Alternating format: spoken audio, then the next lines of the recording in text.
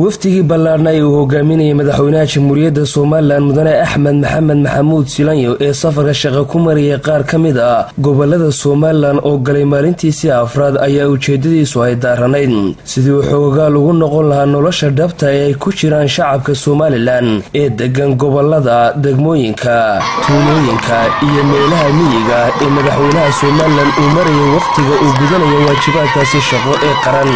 safarka shaqo ee madaxweynaha Soomaaliland uu ku marayay qaybo ka mid ah dalka oo loogu magac daray safarkii buuraha iyo banaanka waftiga miisaanka cusleeyo kacay madaxweynaha Soomaaliland ayaa si maamuus iyo sharaf ay ku dheehantahay loogu soo dhaweeyay degmooyinka iyo tuulooyinka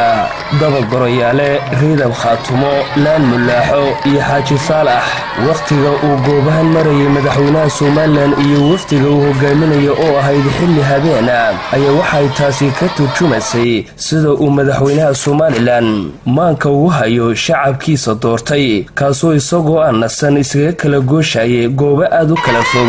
si uu dadweynaha u eego waxay u baahan yihiin iyo waxay haystaan halkan waa tuulada dabagoryaale waxay ka mid tahay meelaha sida fiican loogu soo dhaweeyay madaxweynaha Soomaaliland intaasi kadib madaxweynaha Soomaaliland ayaa waxa uu ka qayb galay xaflad ballaaran oo loo sameeyay soo dhaweyntiisa taasoo ka dhacday magaaladaasi munaasabadaasi ayaa waxa ka hadlay maamulka heer gobol iyo heer degmo waxaanay dhammaantood si isku mid ah u soo dhaweeyeen madaxweynaha Soomaaliland booqashadaasi ugu yimid agaasimaha guud ee wasaaradda howlaha guud iyo wasiir ku-xigeenka ganacsiga ee Soomaaliland oo iyaguna halkaasi ka hadlay ayaa tilmaamay faa'iidada uu leeyahay booqashada madaxweynaha Soomaaliland uu ku marayo qaar ka mid ah dalka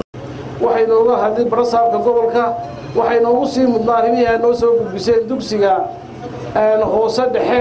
oo 8 kalaas ah oo 4 kalaas ay dhiseen loo baahan yahay 4 kalaas in lagu kordhiyo iyo saldhigga booliska iyo gaadiidka runtii degmadu u baahan tahay arrimaha gudoomiyaha gobolka uu gacanta ku wada hayno waan u gudbinay meelihii looga baahnaa wasiirka arrimaha gudaha ee Soomaaliland mudane Cali Maxamed Ruun Cadow isaguna halkaasi ka hadlay ayaa waxa uu yiri waxa Ilaahay mahadiya oo waxa Ilaahay loogu mahadnaqaa inagoo saqdhaxe oo habeenimo ah oo Ilaahay mooye ciidanu ka baqanayna aanay jirin in madaxweynahoodii iyo bulshadoodii waqtiga ay ku soo sintay inay si wanaagsan oo deganaansho ah oo qurux badan la isu dhageysanayo oo naaco wanaagsan ka dhacayso oo la isugu yimaado Ilaahay ugu xamdilqeeyaa dhamaantii ku xamdilqeeyaa alxamdulillaah rabbil caalamiin madaxweynaha jamhuuriyadda Soomaaliland oo halkaasi ka hadlay ayaa uga mahad celiyay dadweynaha degan magaaladaasi sida sharafta iyo karaamadu ay ku dheehantahay u soo dhaweeyeen aad iyo aad baan ugu faraxsanahay inaan maanta halkay soo taago waqti dambe weeye goorta aanu soconnaa dadka halkay isugu yimid sida qiimaha iyo qaayana noo soo dhaweeyey aad iyo aad baan idinku mahadinaynaa si sharaf iyo qiimo iyo qaayana baa noogu soo shirteen noo soo dhaweyseen waxaan idin ballan qaadaynaa annaguna waxaanu dalka u maraynaa inaanu xogaal u noqonno baahiyaha dalka jira gobollada aanu marayno waayaha dadku sheeganayaan dadkayga dareenkiisa ogaanno insha allahu tacaala baahiyaha la sheegay iyo dhibaatooyinka yaalla iyo wixii jira meelaha soo maray halkan iyo meel kasta wixii aanu ka qaban karno waxaanu kala hadhaynaa ma jiro waxaanu leenahay annaguna idinka aad iyo aad baan idinku mahadinayaa sidoo kale madaxweynaha jamhuuriyadda Soomaaliland ayaa si weyn loogu soo dhaweeyay degmada Reedab Khaatumo waxaana madaxweynaha Soomaaliland munaasabad ballaaran oo kaga qayb galay halkaasi ka hadlay mas'uuliyiinta heer gobol iyo heer degmo waxaana dhammaantoodba sheegay inay uga mahadnaqayaan madaxweynaha Soomaaliland kormeerkiisana uu ku mariyay qaar ka mid ah gobolada tuulooyinka kala duwan ee Soomaaliland salaadiin iyo waxgaradka ka soo jeeda degmadaasi oo iyaguna ka hadlay ayaa iyaguna halkaasi waxa ay ka tilmaameen waxyaabaha ay u baahan yihiin ay doonayaan inay xukuumaddu wax kala qabato sidoo kale madaxweynaha jamhuuriyadda Soomaaliland ayaa si weyn loogu soo dhaweeyay degmada Reedab Khaatumo waxaana madaxweynaha Soomaaliland munaasabad ballaaran oo kaga qayb galay halkaasi ka hadlay mas'uuliyiinta heer gobol iyo heer degmo waxaana dhammaantoodba sheegeen inay uga mahadnaqayaan madaxweynaha Soomaaliland kormeerkiisana uu ku mariyay qaar ka mid ah gobolada tuulooyinka kala duwan ee Soomaaliland salaadiin iyo waxgaradka ka soo jeeda degmadaasi oo iyaguna ka hadlay ayaa iyaguna halkaasi waxa ay ka tilmaameen waxyaabaha ay u baahan yihiin ay doonayaan inay xukuumaddu wax kala qabato. geesta kale madaxweynaha Soomaaliland waxaa lagu soo dhaweeyay laan milaaxo. mas-uuliyiinta degmada Reedab Khaatumo ayaa madaxweynaha Soomaaliland waxay ku maamuuseen koob ay ugu yeedheen macnihiisa waxqabadka uu ka sameeyay dalka, kaasoo ay ku dhiirigeliyeen inuu halkaasi ka sii wado. xildhibaan maxamed xaaji yuusuf xildhibaan waabeeye, wasiir ku-xigeenka ganacsiga ee Soomaaliland Bashiir Cabdi Xariir iyo wasiirka wasaaradda xanaanada xoolaha ee Soomaaliland Mudane Cabdi Awdaahir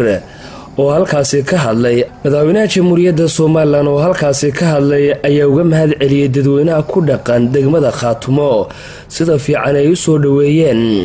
farxad weyn bay noo tahay halka nimaadno. haddaanu dalka wareegayno uma wareegna bilaash,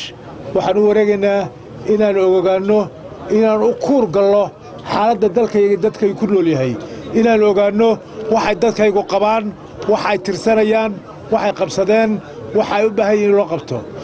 ma odhanayno wax wal oo loo baahaya waanu qabanaynaa, laakiin intii itaalkayagu dahay waanu dadaalaynaa marka aanu dareen u yeelanno ee aan ogaanno meeshaanu soo marray ee aanu soo taabannay ee soo aragnay ee dadkeedii iyo odayaasheedii iyo waxgaradkeedii ay noo warrameen. waanu qaadanaynaa, dad baana la socda, waanu qoranaynaa, waanu qaadanaynaa, waanu tixgelinaynaa, waanu ku xisaabtamaynaa haddii insha allah ilaa ka dhigo. sidoo kale madaxweynaha jamhuuriyadda Soomaaliland ayaa waxa uu taasi u diray Allah u naxariistay geerida ku timi fanaankii weynaa ee caanka marxuum maxamed axmed kuluc oo ku geeriyooday magaalada Hargeysa. alayna halkan taasi ka dhibto maxamed axmed kuluc, Allah u naxariisto ilaahay jannaha ka waraabsho, sabar iyo iimaan kulligana naga siiyo. wuxuu ahaa nin caan ah, magac iyo maamuus iyo sharaf iyo taariikh ku leh Soomaaliland iyo dadkeeda fanaaniinta ah iyo waxtarkeeda iyo ummaddeeda magac iyo sharaf qiimo ku leh ahaa. Allah naxariisto ilaahay ka waraabsho. madaxweynaha Soomaaliland iyo waftigiisu waxay u hoydeen magaalada Xaaji Saalax, halkaasoo dadweynaha ku dhaqan magaaladaasi ay kaga hor yimaadeen afaafka laga gala magaaladaasi. Axmed Saki Daahir Xasan iyo Cabdilaahi Cali Suudi, telefishinka qaranka Soomaaliland.